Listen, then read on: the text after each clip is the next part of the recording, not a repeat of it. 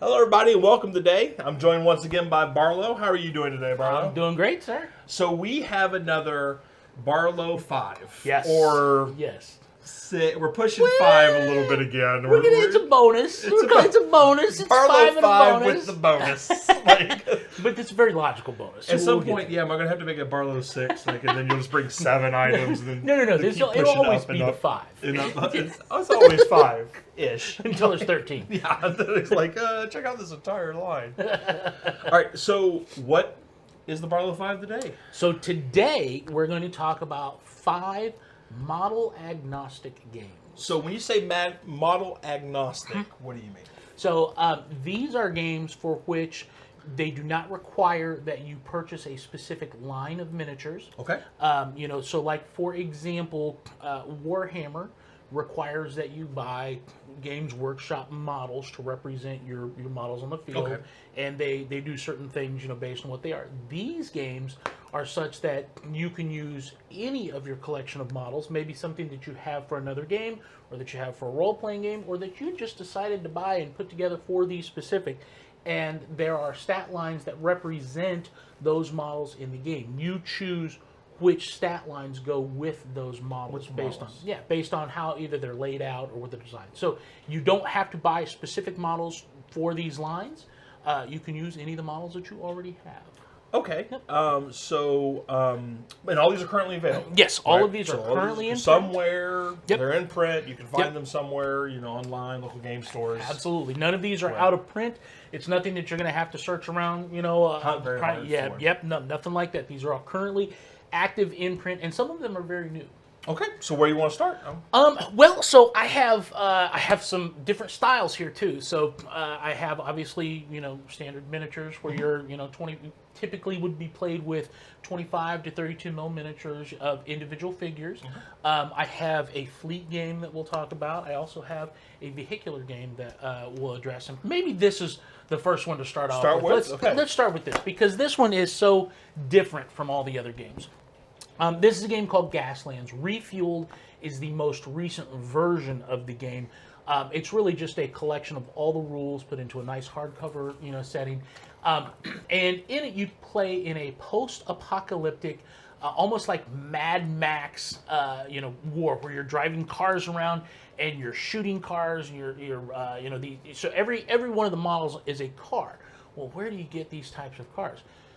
These are Matchbox cars. So Matchbox Hot Wheels. Great converted Matchbox cars. Yes, and you can. So the way it's played is they encourage you to buy or convert your old Matchbox cars with different tools, and you can see some of the pictures in here that they do. Or you're free to play it with just with just Matchbox cars that you own that you don't necessarily want to paint and do different modifications to. The rules, it plays on a very simple. Basically 3x3 board. All of the models individually are individual cars that you roll around. There are movement templates where you move around on the board. So you give based on the speed of the vehicle, how fast it's going. You can give it a template where it can make turns. You try and race around. There are scenarios in the book, so you may choose to run a race. Maybe this time you're racing. Like Death Race, right? Exactly.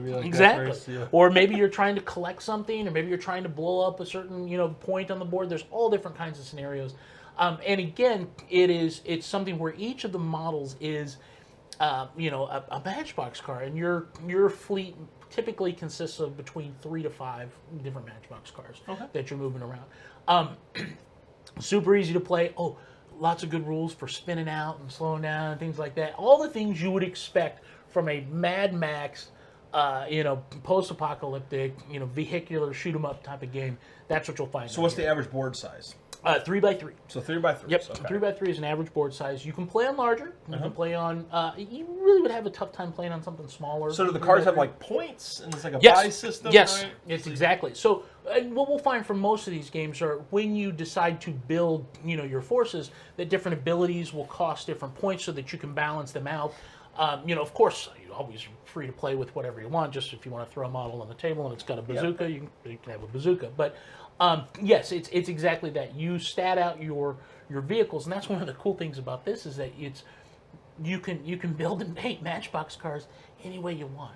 So you can Yeah. take leftover weapons from other games and stick them onto your Matchbox cars and paint them up and make them look crazy. So do you have some cars that you converted? I do. And stuff? I so do. How hard is it to like repaint over the finish? Super easy. Is it like the hardest part are the windows. So you need to take the plastic windows out, or do you need to tape them? And otherwise, that's it. It's super easy. Nice. Yep. All right. So that's actually impressive because I wasn't expecting that one. Right. Like, here's a Mad Max car death race car Right. game. That's a good one. Well, and for other players, if you want to play that same game, but you want to play it on a smaller scale, Micro Machines. If you have any Micro Machines left over from back in the day, you can use those as well on a smaller scale. So instead of playing on 3x3, you can play on a 1x1. So It's miniature agnostic. that's right, miniature agnostic. It's great. All right, which one we want to do? Let's talk about Starbreach. Let's talk about this one.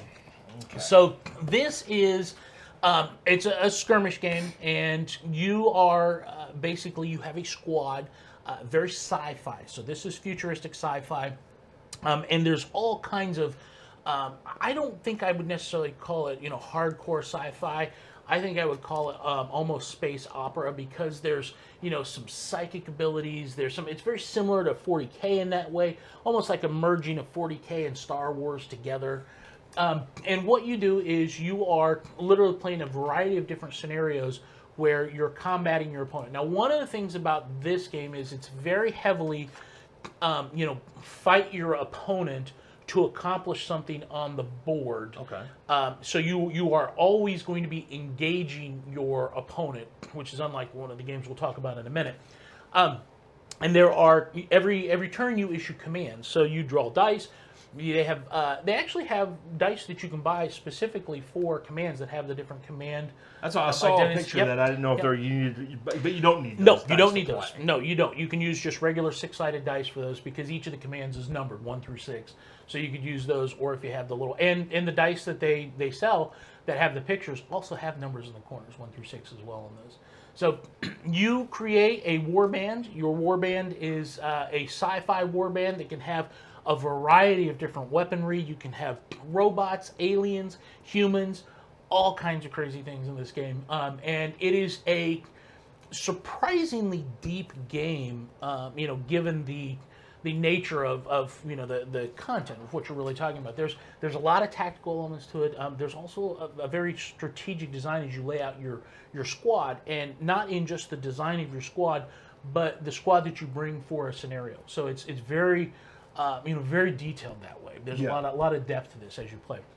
The game system is, I'd say from a difficulty to learn, it's probably a 3 out of 5. 3 out of 5. Yeah, Okay. Whereas, so it's got some crunch to it. Yeah, it definitely does. 3.5, 3, 4 out of 5. Definitely. Whereas Gaslands is clearly a 1.5 out of 5. You might as well smash Matchbox cards at each other. It's super easy to play. Yeah, Gaslands. But this is that kind of game. If you want to have a skirmish level battle with a little bit of depth, and you can use again any scale you want. If you have 32 millimeter models, you can use those. If you have 25 or 15 mil models, you can use those as well. So there's a lot of different lines out there available There's for purchase. a lot of stuff in this book. Yeah, this is just like Gaslands, a complete game. So there's no other supplements that you need in order to play this. There's no other books. It's all in here. So all of the factions, all of the abilities for each of the models, all the design types, all of the different scenarios, they're all here. The other thing, and this should also be said for, well, really all of the games that we're going to be reviewing today, there's a lot of online support from the manufacturer's website. So the publisher's website has additional scenarios and tools and things you can use that can go into the game. They're certainly not mandatory, but roster sheets, quick references, things like that, and they're all available. All right, so this is made by Slow Death Games? Yes. Did we say Gaslands? That's Osprey, right? Well, Osprey is the publisher. It's Mike Hutchinson is the designer, and a lot of these you'll find are published by Osprey because they're good at with these independent kind of developers. So Gaslands, you'd look under Osprey. Yes, absolutely. And you can search Gaslands. I believe there's even a Gaslands.com. This is Starbreach.com, www.starbreach.com, and you can find tons of support there for this. Oh, that's pretty cool. I've actually never heard of this. That's pretty cool. It's a super fun game. It is. So let's talk about the twofer right now. Oh, now I've heard of these. I'm actually excited. We're going to play the Frostgrave. We're playing Frostgrave. I'm super excited. I love Frostgrave. So here's our 5 and yeah. 6. So this is the Barlow's twofer. 5. So this is designed by the same guy, Joseph McCullough, and Frostgrave. This is what flavor do you want? Do you want fantasy or do you want sci-fi? In the fantasy game, you're a wizard, and your band of warriors, basically your war band, consists of up to 10 guys, up to 10 models, and you have a wizard and an apprentice. In Stargrave, you are a crew, and you have a captain and a first mate, and then everybody else is just individual, like hirelings essentially that you bring on board. What is really nice, or my favorite aspect of these games, is that the scenarios are designed not such that you are going after, and the core of the game is not that you're just trying to battle it out and destroy your opponent. It's very campaign driven, so that your warband gains experience over time, and when you get onto the battlefield, you are trying to, in both of these, you're trying to gain loot. Right, so there are treasure chests that you're trying to get to before your opponent in Frostgrave, and there are stations where you're trying to get data, or you're trying to get equipment and download, from Stargrave as you get on the board. You could play an entire game without having to engage in combat with your opponent. Now, however, that would be no fun, because certainly the way they've got the fields laid out for the scenarios, you're always going to want to be engaging, because you're going to be fighting over getting those boxes. But you can have a perfectly sound strategy. Instead of going in and eradicating your opponent, grabbing the loot and getting off the table as fast as you can. Yeah. And what's nice about that is, so your band grows over time and not grows in size, but it gains experience over time. You are still limited to the size of the band to 10 models. You never go above that 10 or 11 model unit size, which is super nice, because that way you're always kind of in a competitive scale with another player. And the really interesting thing is, when you gain experience, only your wizard and the apprentice, or your captain and your first mate, go up. So they're the only ones that improve. And they've done it in such a way, they've designed the game in such a way that the improvements are, they're meaningful, but they're not overwhelming. So, like, for example, if I had an army that was a veteran of, let's say, 10 battles, and you brought a brand new army onto the table, we could still fight competitively, and you could still very easily beat me in the game. Now, obviously, my wizard is going to have a few more spells, more knowledgeable, maybe some more magic items, but it's not the point where it imbalances any of that. So, a great game to play. If you like campaign play, this is awesome for campaign play. Both of these have, I think, both have like 20 scenarios that are built into the book. And there's like creatures and stuff too that roam around. And, that's exactly. So there's things that are controlled by the game itself. So in this there's monsters, in this there's aliens that will show up, and if you may not just be fighting your opponent, you may also be fighting the monsters on the board. Yeah. So they're going to try and keep you from taking the stuff. And there's some expansions for some of these, right? Like there's a vampire one coming from Frostgrave, right? This has a bunch of expansions, and most of the expansions for Frostgrave are campaign-driven scenarios. So they're like, here's a campaign. Stargrave has one campaign that's coming out. I think it might just have been released, or it's coming out soon. Yeah, I think it's called Sector 37 or something like that. And Frostgrave's second edition too. So yes. You're looking for the second edition book. Yes, absolutely. And there are, again, just a super fun game to play.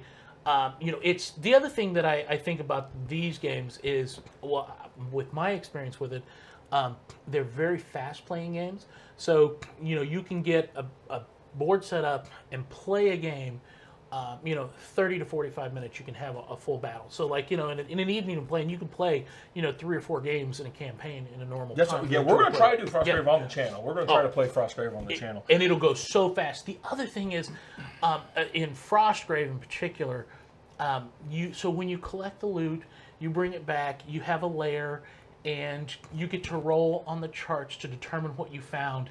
And it took me back to being a middle schooler again in playing Dungeons and Dragons, and I got to roll for treasure on the treasure charts to see what it was. it was just so it just made me feel like a kid again. So certainly that's one part of the coolest fun. things I've seen in Frostgrave, because of the miniature agnostic, like you said, is you pick your wizard and everything like that. Is that some people will just it's all orcs. Yeah. Right? Oh, and yeah. they have an orc knight, an orc, Yep. they're whatever, and their wizards are, or it doesn't have to be humans. That's right. It's whatever you want. That's right. Yeah, so that's pretty cool. And that's the way it is with a lot of these games, is that the flavor is, the models are the flavor because the stat lines are, specific to whatever you assign to them. So, you could have your orc wizard and just say, okay, here's the stat line for my wizard. And it's just, flavor text essentially for that. Pretty awesome. Let's talk about this one. This is, I am... This is Osprey as well. Yes. The Frostgrave, Stargrave, or Osprey. I don't know if we said that yet, but... this is A Billion Suns. First off, it is a Starfleet game. Okay. So I love fleet battles. I love any kind of game that has, multiple large-scale ships. This is not starfighter combat, although there are starfighters in it. It's large fleet scale battles. What is different about this game is that you are the head of a mega corporation in the future, and you have to. Once the scenario is determined, several things are determined up front when you roll for the scenario. You don't start with a fleet of ships. You basically have a point spend or credits, and you spend those credits to buy ships based on what the objective is, and you can buy ships each turn as you go through. The way that you win is to accomplish objectives and have more credits and still be positive. You can't be negative credits, so you can't go into debt. The way you do that is by accomplishing tasks, by sending out your ships. So maybe for turn 1, I'll buy 3 ships, I'll send them through a warp gate, and they'll go try and mine this facility. On your turn, though, you're going to do the same thing, and you're going to try and fight my ships and keep me off the thing. So I may have to spend more points for a warship to send in there to do this. The other thing that is so again, you don't start with a pre-built fleet when you come to play this game. You have different ships that you can buy, and then as you play the game, you say, oh, well, I need to recruit this ship and put it in the game. So your fleet changes, and it can be different for every single game. The other thing is that this does not always play on a single play space. Play spaces range from 2x2, I think, is the minimum, and that's a typical size is 2x2, and you can play on from 1 to 4 boards, and there are warp gates that go going on at the same time. Yes. So when you design this, when you roll a scenario, you could end up with 4 separate boards, 2x2 boards, and it'll show you the placement of the warp. And you actually, as the CEO, you can lay down warp gates to get to other places, but it'll show where the objectives are. And one board may have an objective where you're trying to mine for something. Another one is where you're trying to investigate something. Another one is where you're trying to defend something. I mean, they're all different types of scenarios. And you will have to send your ships through your warp gates to different tables at different times to accomplish different things. So it is definitely the feeling of, commanding a galactic battle fleet, any kind of scenario where you're doing this.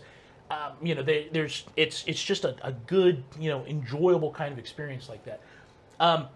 Depending on the size or scale of ships that you use, you may have to adjust the size of your board. Like I said, 2x2 is pretty typical. Those are for ships that are similar in scale to like Battlefleet Gothic. I was going to say, is there a lot of variety of ships out there? You'd be surprised. Yeah, you'd be surprised. There are a number of websites that you can buy cast models. There are obviously Battlefleet Gothic. If you still have any of those models sitting around, Armada.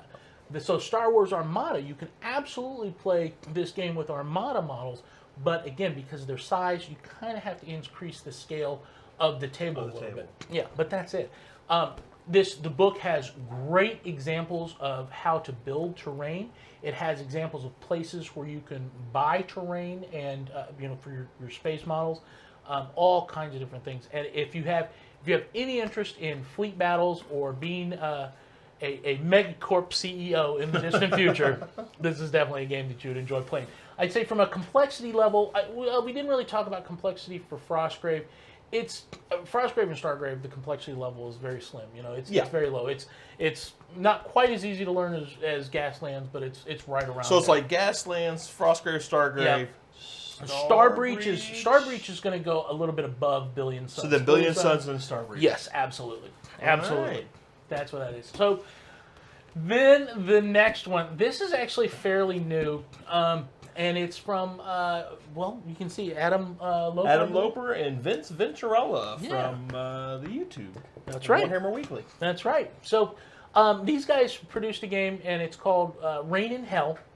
What's interesting about this? Snarling is, Badger Studios, though, in case anyone starts hunting for it. Snarling Badger. Yeah, it's so you're both armies are basically demons, and you're trying to fight other demons for commanding hell.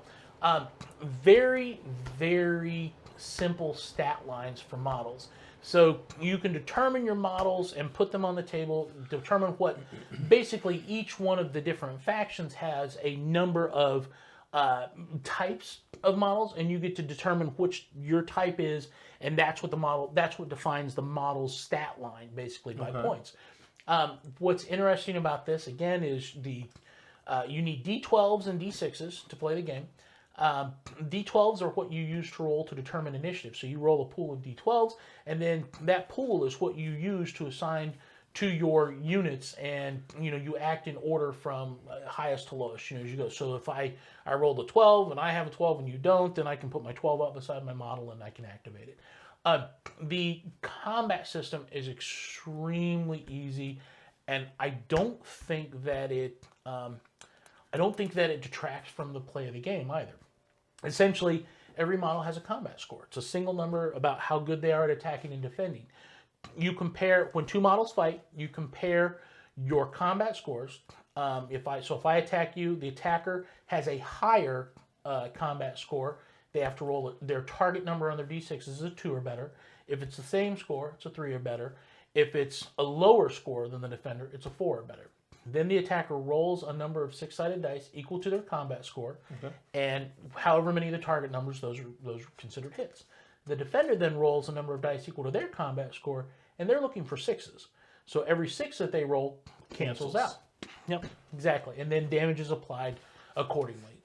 It's, again, very straightforward. The other thing that I liked about this is there's scenarios in the book. All of these books have scenarios in them so that you don't have to try and download or try and figure out. Exactly. They're all built right in. And the other thing that's nice about this system is, aside from it obviously being, model agnostic and pretty straightforward with, the initiative, it's when you, determine where your when you've done your combat and where it ends, you have a very simple understanding of, a model's effectiveness compared to other models. Okay. Even though, because sometimes a lot of games, you have a big stat line, and there's variance that well, how can you tell if this model is really a lot better because you got to consider this ability is different. These are very straightforward as you go through. Very fast playing game. I would say that of a learning curve, this is right there with Gaslands. Very much a fast play game. Very much something that you can use any of your models with, because they're demons, and demons can look like anything. So you can use literally any models you want with this. So that's my 5th one, counting Frostgrave and Stargrave as one. Hopefully everyone lost count in the middle of it. There we go. To know it wasn't 6. Right. So if you have models and you're not playing any games with them right now, you should pick up one of these games and play these games with your models. Yeah, because you have tons. And like I said, there's a wide variety here, Matchbox cars and everything like that. Well, Barlow, I appreciate you doing that again. Absolutely. And talking a little bit about those games. If you're interested in picking up any of this, please check your friendly local game store first and see if they have them. If they don't, you're welcome to check out Guardtower.com. And then also, if you do enjoy this video, please leave a like and subscribe. It really does help the channel grow, and that's what we're trying to do right now. So, Barlow, I appreciate it. Thanks for having me, man. I love this. All right, man. Y'all have a good one now. We'll see you around.